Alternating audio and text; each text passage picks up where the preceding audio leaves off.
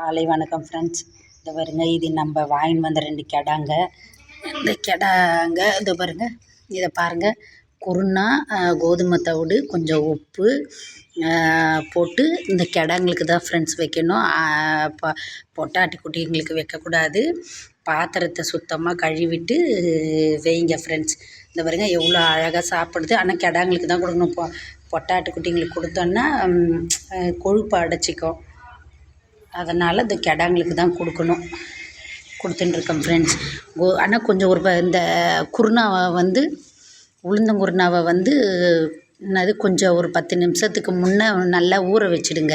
இல்லைன்னா கருக்கு முறுக்குன்னு கொஞ்சம் கல்லுங்களும் கிடக்குது.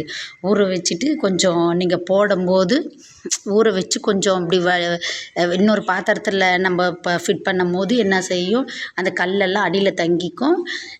கோதுமை தவிட போட்டு நல்லா பிசைஞ்சி வச்சோன்னா ஒரு மணி நேரத்துக்கு 2 மணி நேரத்துக்கு அதுங்களுக்கு பசி இருக்காது ஃப்ரெண்ட்ஸ். கொஞ்சம் சாப்பிட்டுட்டு படுத்துக்கோங்க. ஆனால் பொட்டாட்டி குட்டிங்களுக்கு கொடுக்கக்கூடாது ஃப்ரெண்ட்ஸ், கொழுப்பு அடைச்சிக்கும். அதனால தான் இதை உங்களுக்கு பயனுள்ள வீடியோவாக நான் போட்டுருக்கேன்.